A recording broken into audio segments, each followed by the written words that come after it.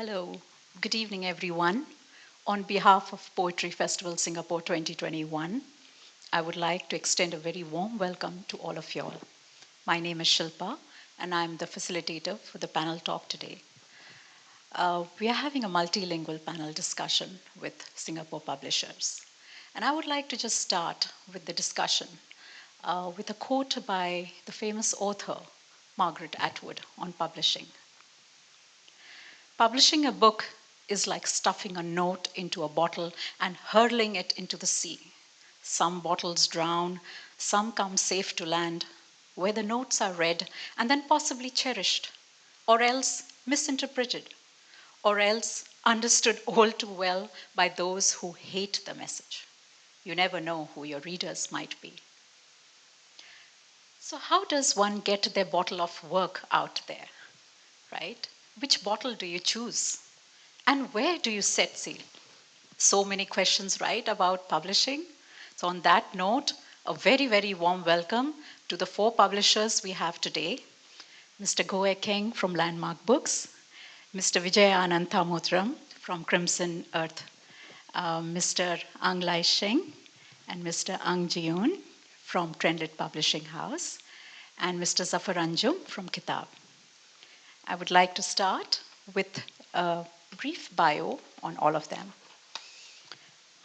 Mr. Goe Keng is the founder of publishing house Landmark Books, who acquired wide publishing experience in Eastern University's Press and the Times Group before setting up Landmark Books. He has produced many outstanding books, both in terms of editorial content and layout. Ekeng has earned the reputation within the publishing and arts community of being skilled in conceptualizing books where design and content work hand in hand. He was a founding member of Theatre Works and is a keen photographer and potter. He is the author of two children's books, Jun and the Octopus and Friends, an accounting book. Warm welcome, Mr. Ekeng. Mr. Vijay Anand Thamotram is the director of Crimson Earth, a publishing firm specializing in content development for the education and literary sector in Singapore. He has previously worked as the director of Absolutely Parents. His interests include publishing, business development, education planning, and content development. He has appeared on panels promoting children's Tamil stories in Singapore. A warm welcome, Mr. Vijay. Next, we have Mr. Ang Lai Sheng and Mr. Ang Jin Yung. Yeah. Mr. Ang Lai Sheng is a poet, writer, and publisher. He's the co-founder and editor-in-chief of TrendLit Publishing Private Limited.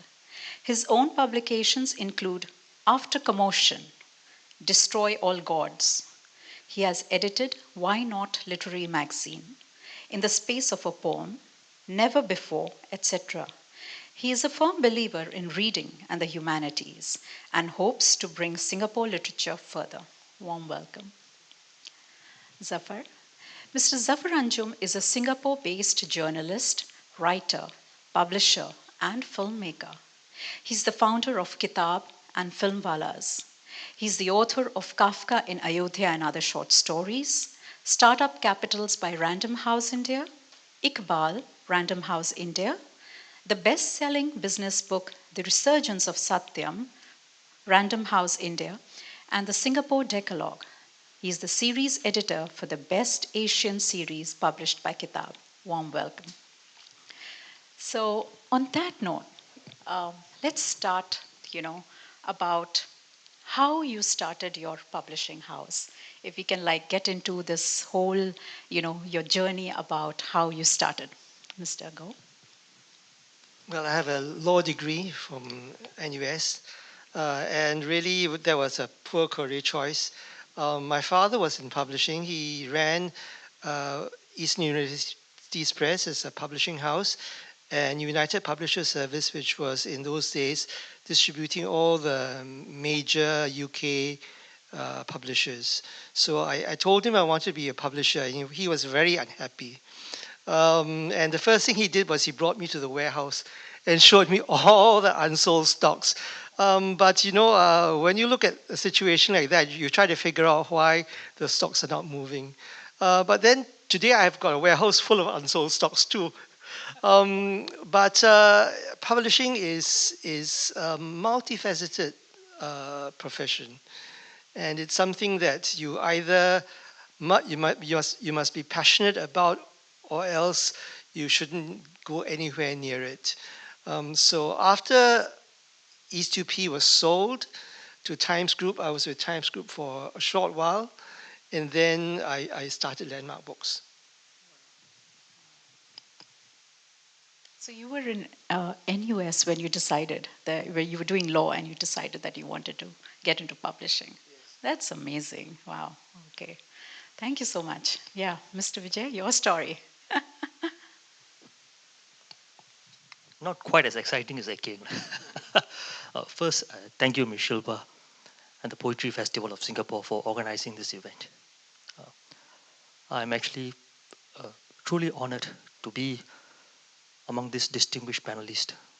I must say that I hold the works done by Landmark Books, TrendLit, as well as Kitaab with the utmost admiration and respect for upholding the spirit of publishing in Singapore.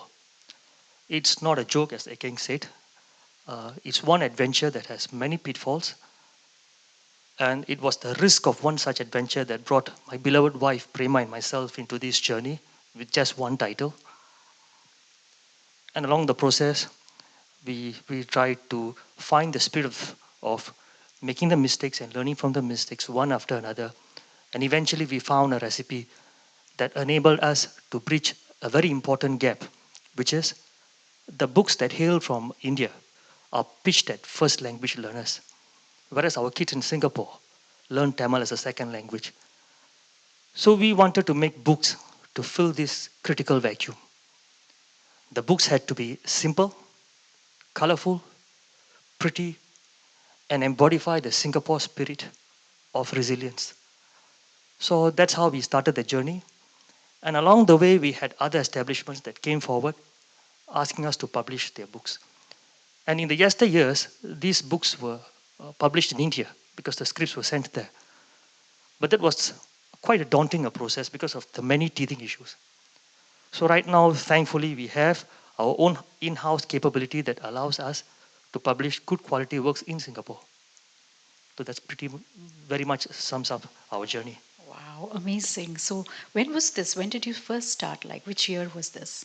2007 with one title. Whoa. Okay. Thank you so much, Mr. Vijay. Thank you. That's such amazing stories, both of you all. Yes, Mr. Amjad. Okay, I think I'm going to be the naughty one because yes, I can speak in English, but I think since it's a multilingual panel, then I would like to speak in Mandarin, and I brought a translator with me. Yeah, so I'm going to test his translation skills. Yeah, okay, so I'm going to speak in Mandarin from now on. Okay, so 我一开始就是接触到出版的时候，其实不是出版，而是写作。因为我差不多在2008年的时候开始写作，然后我就一直在想，为什么就是一个写作的人这么难出版，或者是这么难让他的这个作品被就是更多人看见，就是要出版一本书的过程其实很不容易，所以我自己就慢慢的进入这个出版的这个领域里头，然后去研究就是一本书是怎么完成的。可是怎么知道这样子的研究呢，竟然让我在大学在读中文系的时候有机会就是在大学里面和同学一起办了一本文学杂志。这本文学杂志就刚好叫做 Why Not 不为什么，然后就办了7期之后呢，也出版了好一些诗选集之后，我就决定了，搞不好我自己也可以做一下出版，所以在2年前的时候呢，就跟朋友们开始在聊这件事情，然后一开始是没有结果的，那直到去年我们就决定要辞掉已经做了差不多6、7年的那个工作，然后进入这个出版界，现在就全职在做出版，所以是大学的一个写作的一个理想，让我慢慢就是进入这个出版的领域。Okay. Yeah. So I'm Jing Yong, his translator. So in short, actually, what Lai Sheng say is that before he started in the publishing business, he was effectively more of a writer. Yeah, so he started writing first, but as he in 2008 lah, so during his process, he found that it's quite difficult for a writer for his works to be seen and to publish. So he thought he should enter some of the publishing scene more to understand how it works, more to understand like why is it so difficult to get the works out. But in that process, because he was also in uni, then he had a few friends, and then they decided to come together and publish their own literary magazine, Chinese literary magazine called Why Not 不为什么. So that one lasted for 7 volumes, and also in the process, we did a lot of poetry collection also, like Never Before and stuff. And then it was until about 2 years ago that uh, he decided, or rather we decided to come together and start our own publishing business. And it wasn't until last year that we decided that we should all just quit our full-time jobs and go full-time into publishing business. Yeah, so that's about how the process is. Yeah. Okay, that's like a really fascinating story. Thank you for sharing. Yeah, almost like a startup publishing. Okay, thank you. Yes, Zafar. Yeah, it was. This is a personal story behind this. So, um, publishing was something accidental which happened, and when I first came to Singapore, for me it was a sleepless in Seattle kind of moment, and I was searching for human connection, and so that time new technology was coming up, right? So blogging had started and all that, and I have been a very shy person by nature. So all these technological innovations mostly done by shy people because behind the facade of technology, right? They want to create networks and all that. So something like that. I wanted to have a platform where we could speak to other Asian writers working in different languages in Asia, right? And there was no platform at that time which I could find like that. So 2005, exactly the same time when Twitter and Facebook were being founded in Silicon Valley, I was trying to create a network like that with Kitaab, and that's how it was born as a website. And it was a voluntary movement, and a lot of like-minded writers, got associated with it, and they took up voluntary positions like poetry editor or stories editor, essays editor, and stuff like that. And that's how the community grew. But there came a time when I realized that a lot of new writers, new voices are not getting the chance to get published. And the mecca of publishing was and has been in London or New York and places like that. And there are a few publishers here, and they have their own limitations, which now I understand better being a publisher. But at that time, it was a font of anger and frustration, which I shared with other fellow writers. Luckily, I got breaks. Somebody gave me a break. I published my first collection of short stories, and it was another indie publisher. So that taught me a few lessons. Then I worked with Penguin Random House, and I saw the process and all that. So in my quest to help other writers, and whatever I learned along the way by working with big and small publishers, I thought maybe I should extend a hand to help others. And in 2013, with a very throbbing heart, I took a chance, and this is the first book we produced, um, history of Urdu poetry, a brief history as an introduction. So this was the first title in that year. And again, my wife was very instrumental in that. She gave me a lot of courage to start this. And together we went and registered a company, and then the first book came out. And since then, we have not looked back. 2013, this started, and by now we have published around 70 titles in different languages, including Hindi and Urdu, and translations from Bengali, and translations from Tamil into English and stuff like that across genres. And poetry has been one of the flourishing genres, under Kitaab.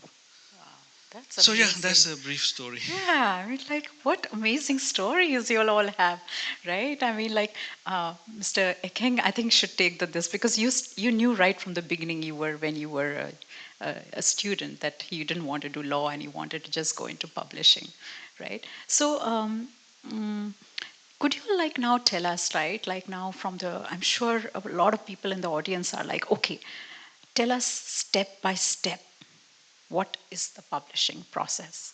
So for English books and for Chinese books and Tamil books, right? What is the difference?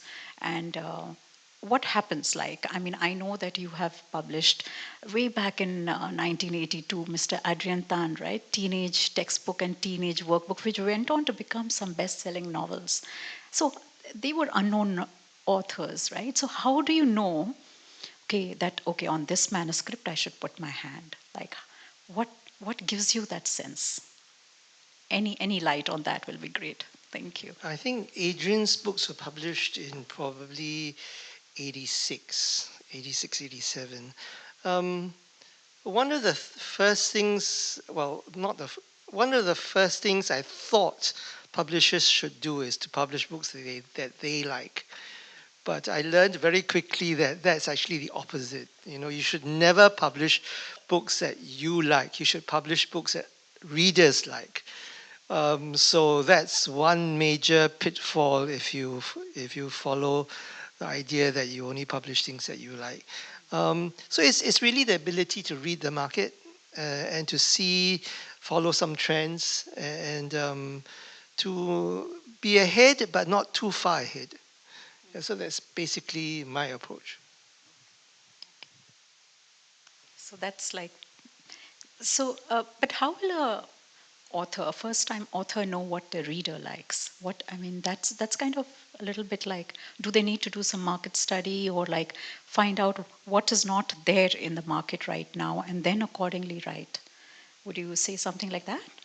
Yeah, I think writers who write for themselves should just write for themselves. If you're writing to be published, you should, at the word go, know who you're writing for, and the subject, and the approach.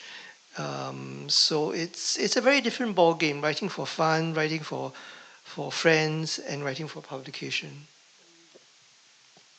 I think that's a very, very important, I think, guiding thing to everyone that if you want to go professional, you need to take it very seriously, right? If you're writing it for the audience, then you better write for the audience. Mr. Vijay, anything you have about Tamil poetry and Tamil books? How do you? Like Mr. King had said, I think it's critical for us to understand our market very well. And as far as Tamil books are concerned, we have a very small size. So we can't afford to take any experiments. So we align ourselves with what's required uh, by the schools or from the schools.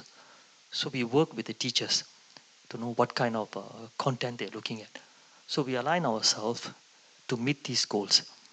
And because of the cost, we also look forward to grants to support some of the publications. So that's how we keep the, the, the model sustainable. I see. So that's so basically once someone submits or writes in Tamil and sends you the manuscript, right? Do you provide the editorial services, or the author has to source for that? Primarily, we focus on children's book. Okay. So we have in-house capabilities to edit this work Okay. to print-ready standards. Okay. But occasionally, we do get books that comes beyond this area. And that's when we approach some of the subject matter experts, like editors or the academics, to look into it, especially when you're looking at transcreation. Right. We need to capture the nuances and Yes. the essence of the original works Yes. in order for us to reach our target audience. Mm. So we work with the library, the Okay. Singapore Press, Okay. the varsities, as well as the schools Mm. to reach out for their help. Mm. Okay. Okay. Wow. Sounds like, yeah. Okay. Okay. Yeah, Mr. Isheng. 我觉得我的经验呢和两位出版人的那个经验呢是非常接近的。但是华文的出版，毕竟华文的那个读者，可能没有大米尔的那个群体来的小，但也没有英文的群体在新加坡来的多，所以我们是一个中间，一个综合。那我们可以出很多和教育没有那么相关的书，但是我们也不能说只出可能像文学啊这一类的书，我们还是得要出可能教育啊、生活啊这一类的这些书籍呢，来维持一个生计。但是文学或者是比较文艺的这些作品呢，或许才是一个出版人灵魂里面你的心里的那个真爱。毕竟 poetry is love, is always love。对，所以我一直认为，就是文学是一个品牌，它是一个可以让我们就是在这个内容上有非常不同的发展的一个道路。但是要以它来作为生计的话，或许会有一点点困难，所以还是得出可能像是课外读物啊，可能像是这一些可能教育有关的这一类的书籍。Okay, so what Andy basically shared is that our experience as TrendLit is basically quite similar to what Vijay and what Mr. Go just said. But our community of Chinese readers is not as small as the Tamil scene, but it's also not as big as the English scene. So there has to be a balance between publishing literary works and publishing those that like education or lifestyle books that it will help us sustain our operations lah. But he emphasizes that literary works are supposed to be the soul of the publishers, because he say that is where the real love is, and that is why we publish lah. But it's also important that we understand that there are books and content that we have to publish to sustain this love for literature, because literature is a brand for us to have different progressions and different adventures in terms of content. But there is a need to keep this model going so that literature can stay in the market. Yeah. I think that's a very, very important and I think underlying factor which I'm seeing in every one of y'all, that literature should stay in the market, right? I mean, and y'all are going so much into that, like as like a passion, right, to get that out there for people in your languages. So, Zafar, like how does it work for y'all? I mean, you have published a lot of anthologies also, right? So, what's the process of an anthology and a personal collection like? How do you do that? Yes, we have done both. And first, I would like to say that for me, the most important thing is quality. We are sent a lot of manuscripts in poetry, prose, everything. So poetry, the first thing I see is what is the level of um, maturity of the writer, and also what kind of audience this writer might have. Social profile, followers, stuff like that. And based on that, I decide if I'm able to support it or not. The idea of anthologies is, so I have been doing for the Best Asian series, right? And we have been doing for the last, this is the fifth year, the last 4 years already done, which has a wide representation of Asian voices. Extending the same theme, this year we are launching the Best Asian Poetry series, edited by Sudeep Sen, who is a very eminent poet from India and globally known. So we already made the selections, and we're very impressed with the fact that I mean, hundreds of poems came our way from scores of countries, different voices, from as far away as Turkey and Middle East, and even Asian expats living in different lands across the world. So that's great, and the whole endeavor is to capture that, that diversity of Asian voices through these anthologies. So we are doing both, and I find both very exciting. Interesting. So, what is the roughly the time frame for the gestation of a book? Like, suppose when the author comes with a manuscript, like, does it take 6 months, a year, 2 years, and what happens? Like, What is the shortest time frame you have published, and what is the longest time frame you have published? Let me put it that way. That'll be easier, right? Anyone can start. Yeah, anyone. Yeah. It really depends on the state of the manuscript when it arrives on the editor's desk. Some books don't really need the author to write very well. So, for example, a cookbook. You might have the ability to cook, the ability to record the recipe, but you may not have the voice to write the recipe. And we help authors along. If you show them the way to do it, then the other recipes they produce would be better written. You never rewrite literature, especially poetry, because if you do, then it's not the poet or the author's work. For nonfiction, it's an organic process. Sometimes we help the author develop the work. Sometimes we, as Vijay said, we have experts who come in to give their comments and to really make a good book even better. I publish quite a lot of biographies, and biographies, you cannot change a person's life. But I often tell my authors who write biographies that if you don't say something bad about yourself, then your story becomes completely unbelievable. Because no one is perfect. Yeah, so if you paint yourself as a perfect person in your biography, then no, that's not a good idea. Yeah. I think. Yeah. Mr. Vijay? Generally, the range is about 2 weeks to 3 to 4 months. For children's book, it takes a lesser time. Whereas we're currently working on one project which is supported by the Tamil Literacy and Language Committee. It's a translation of 5 Shakespeare's work into Tamil. So it's a mammoth task. Yeah. So the author has spent close to 3 to 4 months just writing the narrative. Wow. So in the process of typesetting and editing, it's a living document where the author is making some critical changes so that, as you said, the voice is it's more relevant to the readers out there. Right. So works such as this takes us slightly longer because it's an organic process, because it goes up and down Right. to make sure it remains relevant to Right. this point in time. Right. Right. Yeah. Yeah. 这得看，就是这一本书稿到我们的手上的时候，它的那个复杂程度到底有多复杂。所以如果比如像是说，你可以把一篇可能中篇小说，好几篇中篇小说或者是短篇小说结合成一个小说集。那这个小说集可能内容非常的扎实，但是它的语言有很多语法上的一些小错误，所以在揪出这一些错误的时候呢，我们可能就需要花很多的这个时间去修订这些语法上的问题。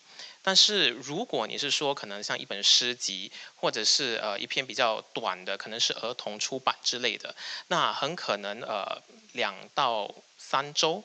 因为现在我们都是全职在做，所以我们全部都是有自己的自由的这个设计师、自由的编辑，所以这整个过程就会快很多。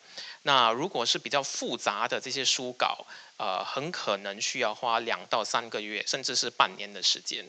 就是陆陆续续的都有在做这样子，所以要看这个书稿的那个复杂到底是多复杂，然后简单到底是多简单。其实有时候越简单的东西越容易出错，所以越要小心。Okay, so what Andy shared is basically it really depends on the state of the manuscript that we receive, how complex in terms of the content, and how grammatically sound it is. Because for example, let's say we have a mid-length novel, or like you have a collection of short stories. Let's say, for example, the content might be good, But in terms of the grammar, in terms of the sentence structure, there might be a lot of help and a lot of correction needed. So that will, of course, take more time to correct. But as compared to, let's say, poetry or children's collection, that might take 2 to 3 weeks, since now we are all full-time, we have our in-house designer, in-house editors and stuff. So it really depends on the complexity of the manuscript. It can range from 2 to 3 months to 6 months. But he also emphasized that sometimes simple text or simple manuscript doesn't mean that you can do it very fast. Sometimes the most simple mistakes are the one that you make. So yeah, you have to pay attention to that.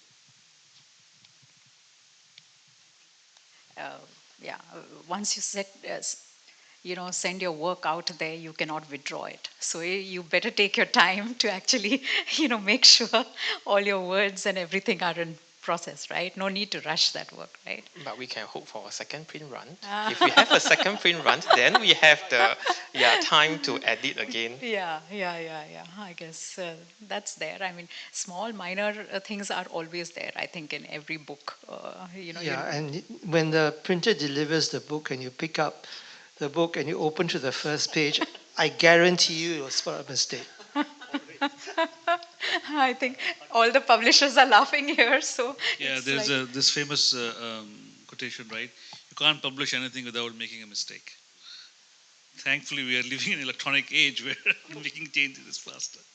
But I think this is the wonderful thing about publishing, isn't it? Because it lives down history, and you really can see what is the correct or the wrong thing that you have done. Yeah, before that, I have a shelf full of all the mistakes that I circle. Yeah. Not a lot lah, a few lah. But the moment you see that 2 or 3 like wrong characters, or it's placed in the wrong position after you have told the designer not to do so, it gets like the OCD starts. Yeah. I'd like to make a point about this. I mean, you read about discovery of unedited manuscripts by famous writers, and everyone gets so excited, and they say it's a publishing sensation and all that. But think about it; it's something that the author didn't think was worth publishing. So why are we now making a big hoo-ha about a work that was substandard according to the author? Yeah, because maybe the marketing was inbuilt in there, right? So they just want to cash in on that.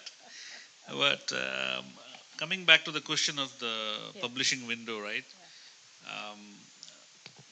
The shortest window we had was 2 weeks. It was a book by Tabish Khair, who lives in Netherlands. And when COVID started, right, he said, "Hey, I have some sonnets written in Shakespearean style, and would you like to publish it? And we can donate the proceeds to some foundation, some charity." I said, "Why not?" I mean, and the quickest way was to do an electronic book. So he sent the poems. I got it quickly typeset, released on Amazon as an ebook with an POD kind of stuff. And within 2 weeks, it was all on the shelves, But typically, like everybody else mentioned, publishing different manuscripts require different levels of attention and editing. Sometimes there are illustrations to be done, along with that. So all that takes time. But typically, for us, is 3 to 6 months from the moment that in the tray and then out from the publisher, from the printer's house. Okay. So, if you all have published the same author multiple times, so do you see the growth in the author?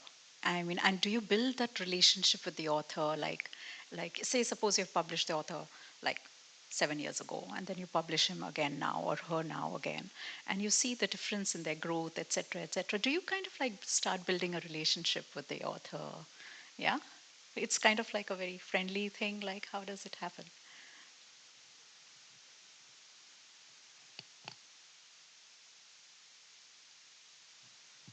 It's a very nourishing feeling.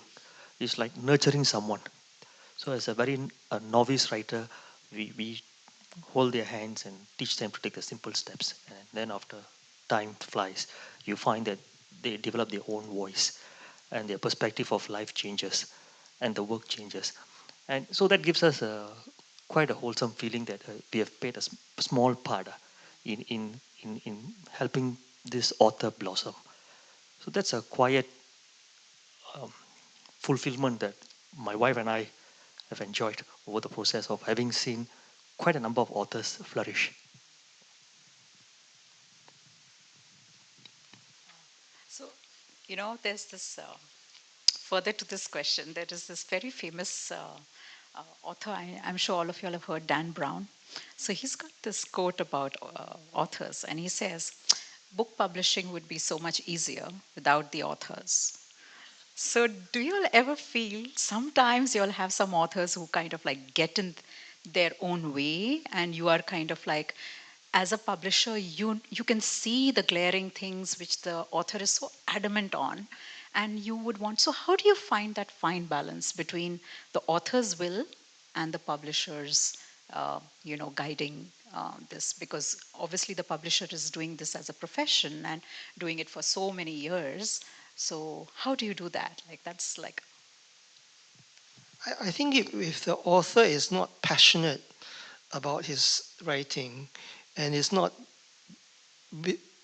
wanting to defend the writing or fight for the writing, then I think as publishers and editors, you worry.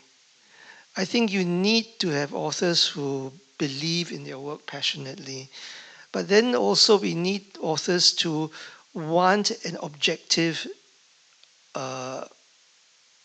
view. So I often tell my authors, treat me as your first reader. And better for me to be your first reader and give you the reaction than having the book published and you have thousands of first readers and then they give you all that feedback, because that could be very, very damaging. And I I think it's a matter of trust. And going back to the first question, this trust is developed from book to book. And it's nice because I would say most, if not all, of my authors have become good friends. Yeah, in that question lies a graveyard of nightmares. So we have experienced and worked with writers, who almost made me swear off publishing. Hey, I'm not going to do this anymore. This is too much. So now the first thing I look at the person. What kind of person is approaching me.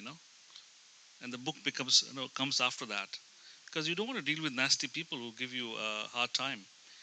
So many lessons learned, but at the same time, of course, some writers are so nice, and it's great to work with them. You develop a nurturing relationship. And I have another problem. You talked about somebody you publish and what happens after 7 years and stuff like that. It's very romantic.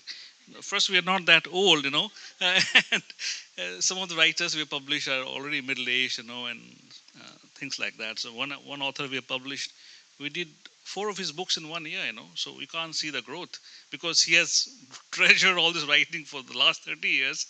And then there was the dam burst, and it's all good quality stuff, so it's good. And some authors who are very young and we give a break to, they dream of getting published by the Penguins and the HarperCollins of the world. And I say, okay, good luck to you. And some of them go on and get published, and they have my blessings. I'm happy for them. So the friendship in that sense remains.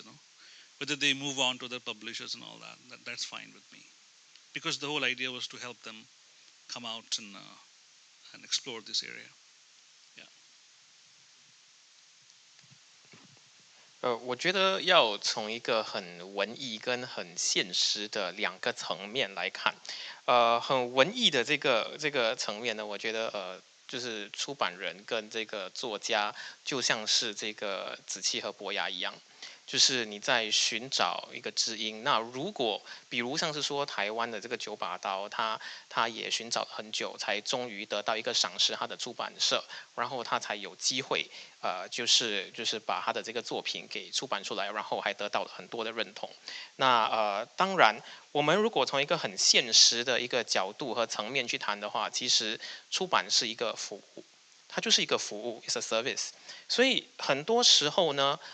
当作家他的要求太多的时候，这个是有一点难应付的，因为我们不想要这段关系破裂，而把一个很好的作品就给石沉大海。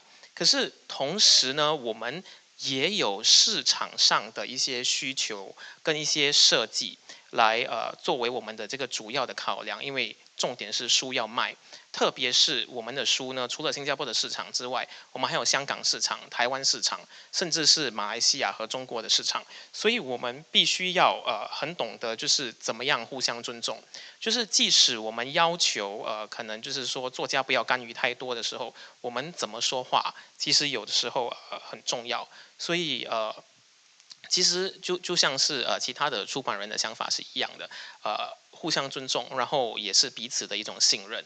那在就是合作久了之后呢，你也会发现，其实这些作家他们对你是相对信任的，他们觉得只要他把书稿交给你，你就可以把就是他想要的或者是市场想要的东西给带出来。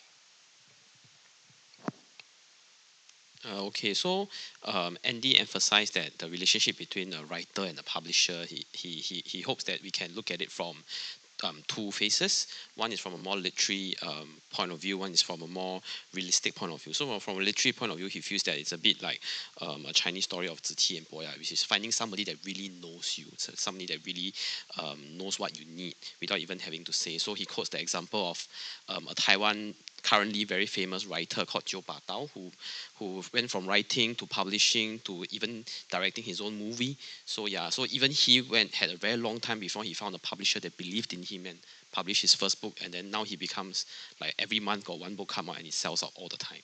Yeah, but from a more realistic point of view, he say publishing is like a service. So if it's a service, of course, the writer as a customer will have requests. They will have things that they want, but so it can get difficult. But we try our best not to make the relationship too sour. We see a good work like just disappear, or just don't get into the hands of people. So, but at the same time, the publisher needs to think about like what is the market needs, what is the design needs, and then especially for us, because we don't just focus locally, we have to think about what does the Hong Kong, the Taiwan market want, even Malaysia and the mainland China, what they want, what they need. And so it's really a thing about a mutual respect, about communication, and of course we have to give writers that confidence that if you give us the work, we can present something that not only you want but the market wants also. So I think that's sort of like a thing that we are all working towards. Yeah. I want to make a comment about authors who do well in Singapore and then get published internationally. I also celebrate their success, but I want to look at it in a slightly different way, because especially if they write about Asia and Singapore and Malaysia, then I think they must be careful about how their editors from international publishing house deal with their works. Because if you in the end, what they get published is still considered Singapore literature. And it should reflect Singapore and our culture accurately. And if you have an editor who doesn't know anything about Singapore or is not familiar about Singapore and is thinking of a Western international market, it's very easy to dilute Singapore culture in the content of the poetry or the novel or even nonfiction, just to make it easier and more palatable for an international market. And I think that authors who succeed to that level and they work with international houses should be extra careful about. Right. I think that kind of like will definitely add perspective, because when an author is thinking about writing, right, and the editorial, if the person who's editing or whatever doesn't have the local perspective, right, then he will not be able to get what the author is trying to say, right? Whether he's making a historical reference, whether he's making a contextual reference, or he's making a very local analogy or whatever, that won't come across, right? So I agree very. Yeah, so on that note, I'm sure, have you want to tell us some books which you all have published about, like any books which you would want to mention or show us to the audience? Which books would you like to talk about? You have published KTM Iqbal's, right? Poetry collections and 2 cultural medallion winners, and amazing, right? Yeah, That was quite an exciting project. yeah, yeah. I'm sure. I'm sure. I mean, tell the audience about that, because I'm sure the audience would love to know that and have a look at it. Mr. Ka Tumu Iqbal is Mm-hmm. one of the most prolific Tamil poets in Singapore, Mm-hmm. and he has compiled close to about 1,500 poems. So when he received this award, he approached us to help him publish his works. So the first and foremost, we wanted to curate the works to find out how it can be made uh, palatable for the various target audience. So we organized them into children's poetry, young adults poetry, adults poetry, and poetries which were more philosophical, more religious, and more value centric. And we managed to publish a total of 10 books. This is one of them. Uh, this gentleman has a penchant of celebrating life through his works, and every work that he writes is uplifting and has a value that that um, that can help us to live a more meaningful life. So that was quite an enriching experience for us. We also have one more work. Um, there's another gentleman called Mr. Rama Kannapiran. He was a GEP teacher, and he was basically conducting the short story writing seminar for the gifted programs in Singapore for many, many years.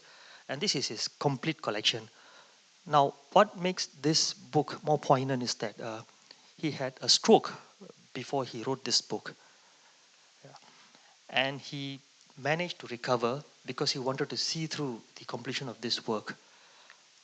And that sheer enthusiasm pushed him towards a much faster recovery.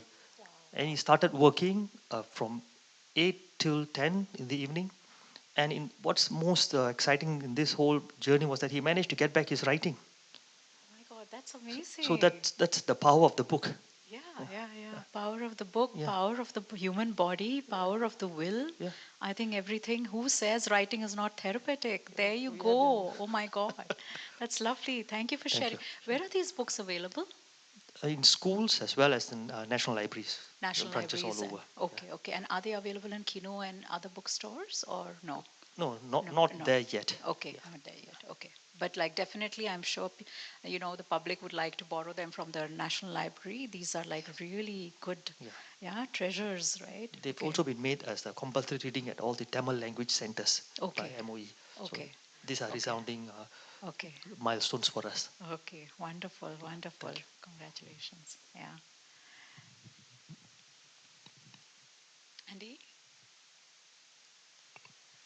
Okay, I know the glance. Yeah, came here, so I must talk.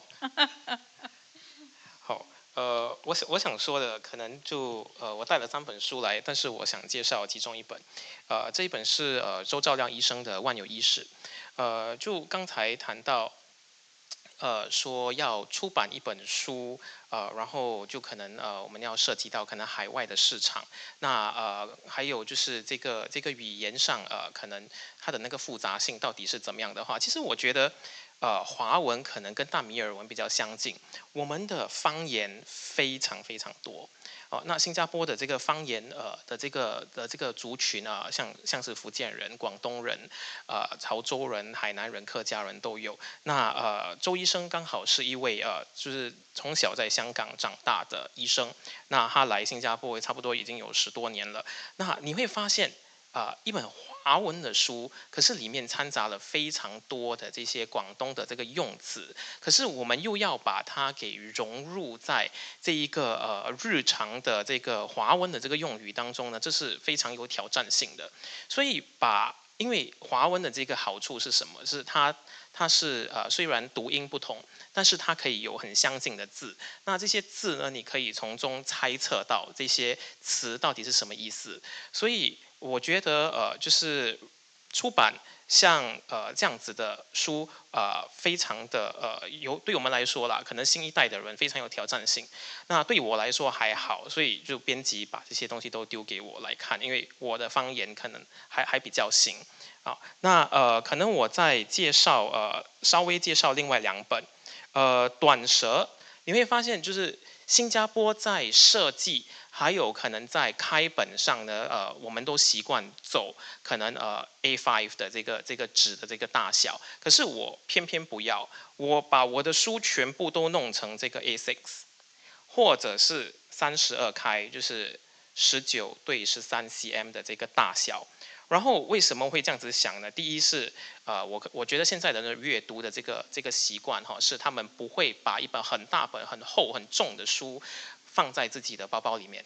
如果你要我这样子拿着可能就有半公斤重的东西到处走的话，我会觉得很烦，对吗？所以如果一本小小的书，然后它的内容是刚刚好都是短诗的话，那我会觉得身为一个读者，可能我会去买。那设计来说的话，我们要做一个区隔，所以我们不要和就是可能其他的本地的出版社做过的很好的设计，我们要做另外一样的设计。所以我们参考了新加坡、马来西亚、香港、台湾的这个设计呢，来做。那我们在可能另外一本书，那我们在选内容，这个是洪俊荣的病例，就是我们的后面的这个翻译，然后这是他的诗集。This is Han Jin Yong's book. Yeah, it was newly published last month. Yeah. 所以这一本书呢，它在内容上面的这个选材呢，我觉得就很特别。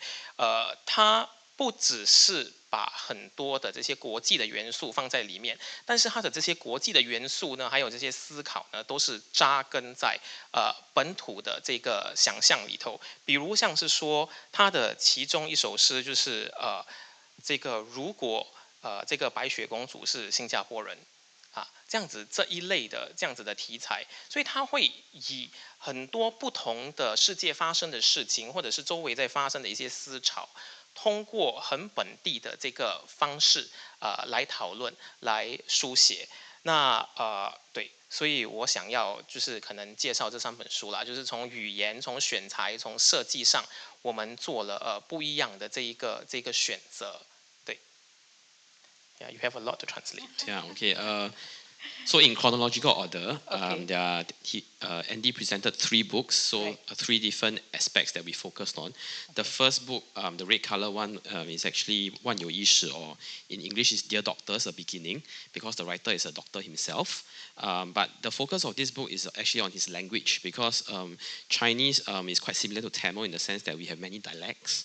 Yeah, so the doctor himself, he's actually born in Hong Kong, but he have lived in Singapore for 10 plus years.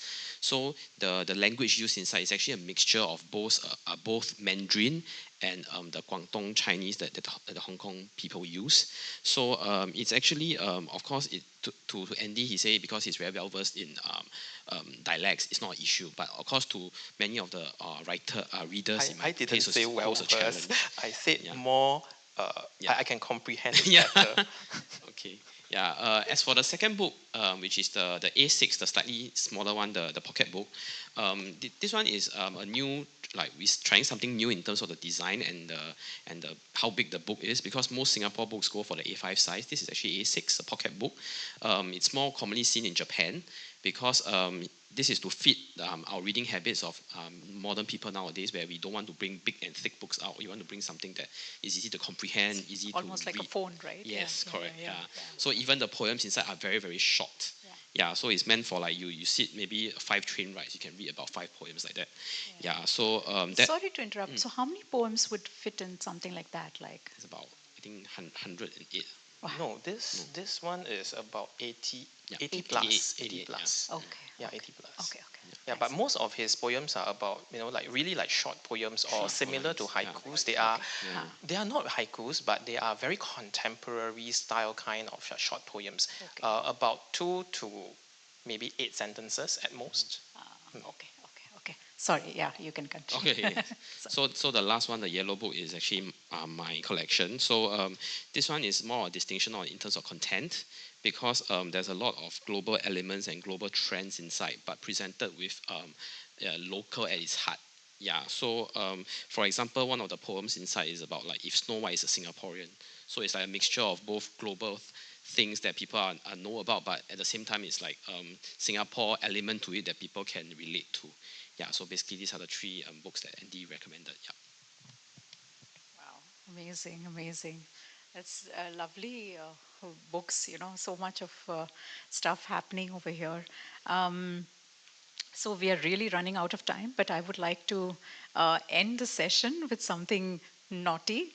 Uh, so, huh? We have not talked about books yet. So I think we should very quickly. So I want to talk about two books. One, which we published last month, and I've just sent in a reprint. This is General Winston Chew's memoirs, A Soldier at Heart. It was a no-brainer, really. I mean, when he agreed to publish his memoirs, we knew that we would have a winner on our hands. And it's an honest memoir. And he, as I said earlier, he talks about his strengths and weaknesses. And it's a story that every Singaporean man, especially, would identify with. The other book I want to quickly talk about is Sharif Uddin's two books, Stranger to Myself and A Stranger in the World. So Sharif is a construction worker. He writes in Bangladeshi. The first book was translated by one of his friends. And we had a tough time working with the translation in English because it just didn't quite read like English. The second one, I'm going to shock everybody. I put the Bangladesh text through a translation app.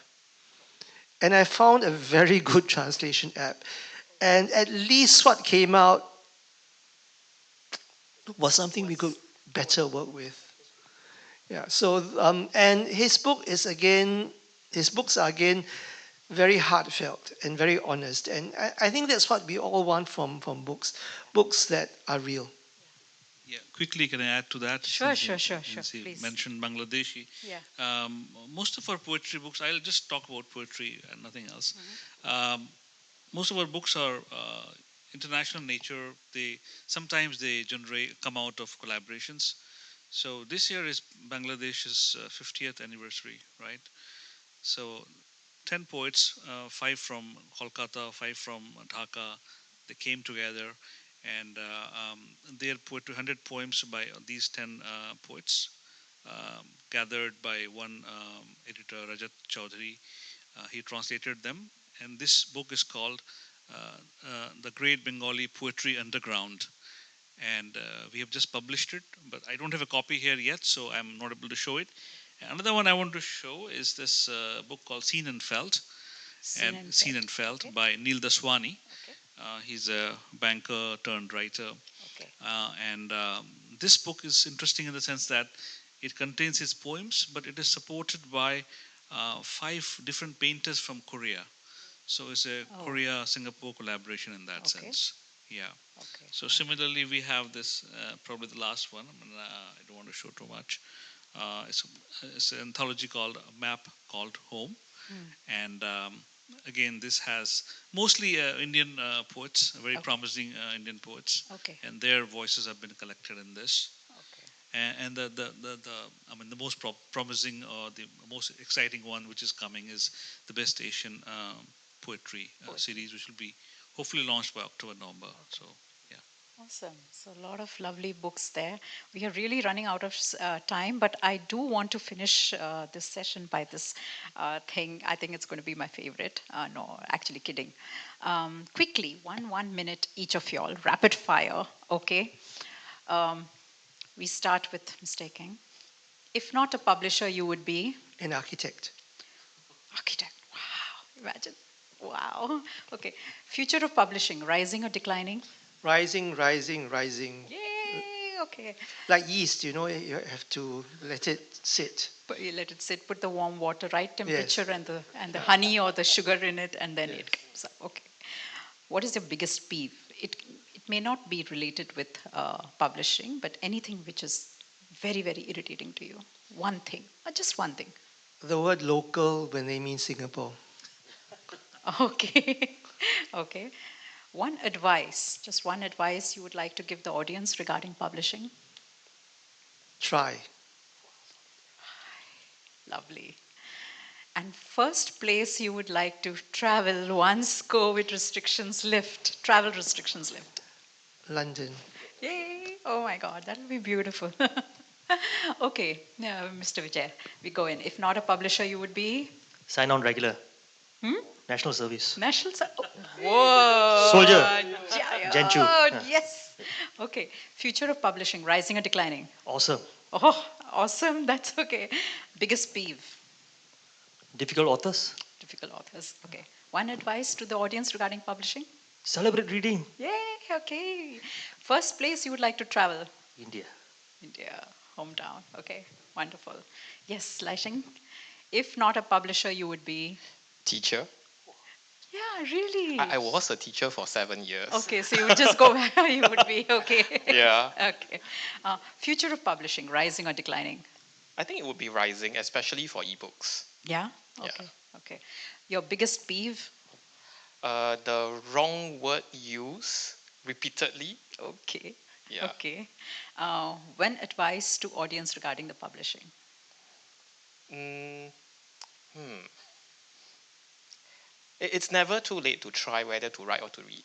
Yeah, seriously. I think even at the age of 80, yeah, don't worry. Just do whatever you need to do. Yeah. Yeah, it is always there for you. We have Mr. Vincent, Yeah. right? Yeah, I mean, amazing. And first place you would like to travel? Japan. Okay, okay. Yes, Mr. Yinjun, you are there also too. Come on, let's. If not a publisher, you would be. Healthcare worker. Oh wow! Oh my God! Because my old job was dealing with seniors, so I sort of love dealing with them. Oh, that's Yeah. so lovely. Okay. Future of publishing, rising or declining? Rising. Rising. Biggest peeve? Uh, if things are left there but nobody cares about it, when it's supposed to be like dealt with or thrown away, yeah. Yeah. Okay. Okay. When advice to the audience regarding publishing? To believe in it and to learn more about it before you say it's dead. Wow. And first place you would like to travel? Taiwan. Taiwan. Yeah. Okay, so one goes Japan, one goes Taiwan. Okay. Yeah. Yes, Zafar. If not a publisher, you would be A filmmaker, which I'm trying to be anyway. trying to be. Yes, yes, and we can see that happening very soon. Future of publishing, rising or declining? Rising electronically. Okay. The biggest peeve, irritant, Big word, but injustice. injustice. Yeah. Okay. One advice to the audience regarding publishing: Don't give up. don't give up. First place you would like to travel once travel restrictions are lifted? My hometown to see my father and mother. Wonderful, wonderful. And on that lovely note, thank you so much, all of you all, for your precious time and for being here. And Poetry Festival Singapore, La Salle College, and everyone here, thank you so much. And I hope you've enjoyed this panel discussion, multilingual panel discussion. Keep safe and keep writing, keep publishing. We have very good publishers here. You've heard all the advice, right? Keep trying. Okay. Bye bye. Thank you.